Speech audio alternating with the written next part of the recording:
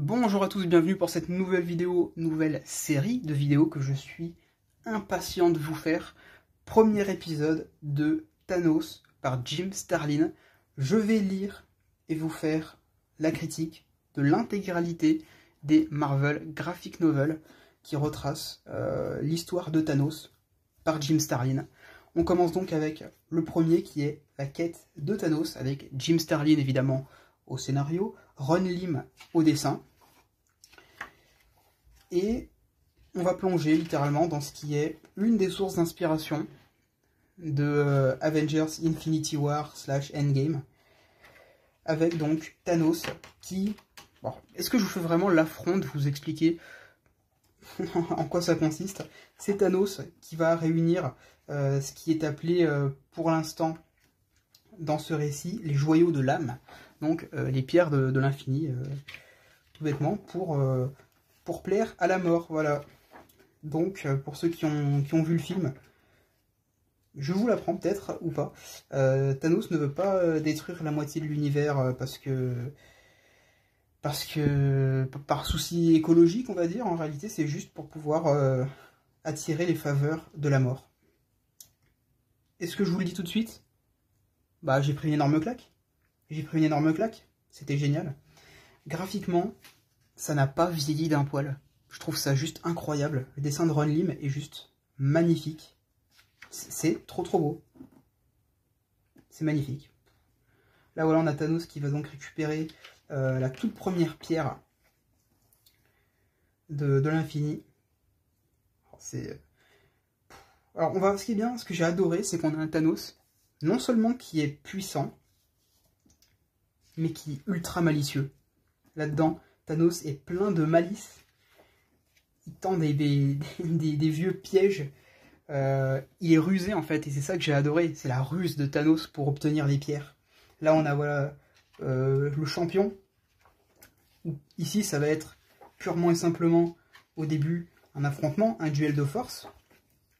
Et Thanos va réussir quand même à retourner la puissance de son adversaire contre lui, pour au final le mettre dans une situation inextricable et finalement lui dire bah maintenant t'es dans la merde, je te propose de t'amener sur une nouvelle planète habitée, parce que sinon tu vas flotter dans la galaxie pour l'éternité. Je t'amène sur une autre planète, et en échange tu me donnes ta pierre. Et donc le champion va lui donner la pierre, mais Thanos va littéralement le jeter sur la planète en lui disant je t'avais dit que je t'amènerais sur une nouvelle planète, mais je t'ai pas dit comment se passerait l'atterrissage. C'est juste magnifique, c'est incroyable. Ce Thanos, il est incroyable, exceptionnel. Le jardinier également, pareil, victime de la malice de Thanos, qui avec la pierre, c'est avec la pierre du temps, je crois qu'il va faire ça, il va faire vieillir le jardinier pour lui subtiliser la pierre. Ensuite, rencontre avec le collectionneur, où Thanos, là on va voir aussi un peu la ruse de Thanos qui va dire je te propose un marché, je te ramène une pièce unique à ajouter dans ta collection, et en échange, bah, je veux la pierre. Et cet objet unique n'est autre que... est-ce que c'est... comment il s'appelle? Le coureur, je crois.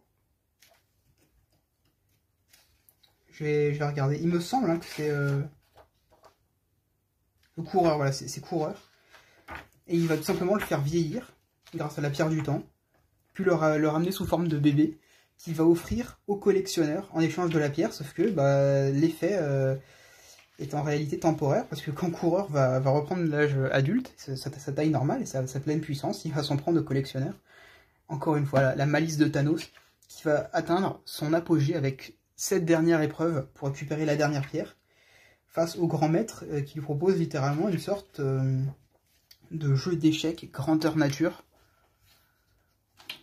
Et Thanos voilà, va utiliser la pierre de la réalité, je crois, pour lui faire croire au grand maître qu'il a Thanos en face de lui, alors qu'en fait il n'a qu'un vulgaire robot. Et il va en profiter pour s'emparer de cette pierre de l'âme. Non, c'est pas la pierre de l'âme à la fin, je sais plus laquelle c'est. Je sais plus de laquelle il s'empare en dernier. Bref, c'est pas bien grave.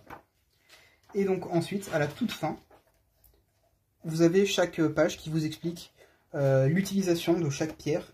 Quels sont ses effets? Donc là, la pierre du temps, la pierre de l'espace, la pierre de l'esprit, la pierre du pouvoir, là on a la pierre de l'âme, et la pierre de la réalité.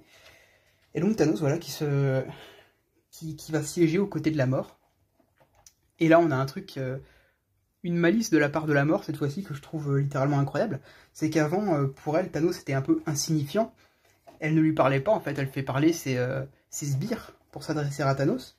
Et là, Thanos lui dit, maintenant que je suis ton égal, tu peux me parler directement. Et en réalité, la mort va lui dire, tout simplement, maintenant que tu es devenu un dieu, comment est-ce que moi je peux oser te parler? Je suis rien comparé à toi. Donc Thanos s'est encore fait avoir. Et ouais, c'est un peu le con de service, quoi. Il est vraiment pris pour un con, Thanos. C'est un peu drôle quand même, j'avoue, c'est un peu le pigeon. Pour ce côté-là, effectivement, c'est assez différent des films. Mais bon. Moi, j'ai adoré. Voilà, je trouvais ça incroyable. Graphiquement, c'est magnifique. Le récit, le scénario est fou. Et c'est sûr, je vais tous me lire. Actuellement, là, j'ai en ma possession, dans ma pile à lire, le Gant de l'Infini, qui est la suite directe. La guerre de l'infini et la croisade de l'infini. Évidemment, je vais m'empresser de les lire et de vous en faire une vidéo. Donc voilà, moi j'espère que ça vous aura plu.